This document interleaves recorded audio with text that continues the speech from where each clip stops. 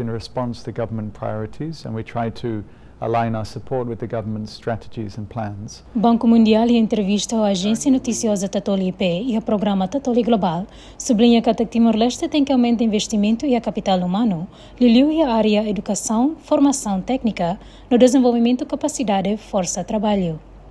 High quality of basic education, health services, nutrition, and this is what in totality we would call human capital. So you mentioned TVET, the Technical and Vocational Education and Training.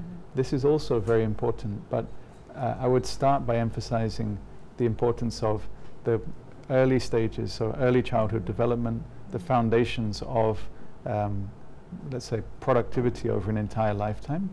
Instituisaun internasionál haktuir katak adezaun Timor-Leste ba ASEAN selore oportunidade ekonomia no komérsiu bot ba nasaun maibé aproveita benefísiu hirak Timor-Leste precisa recurso humano preparado no qualificado.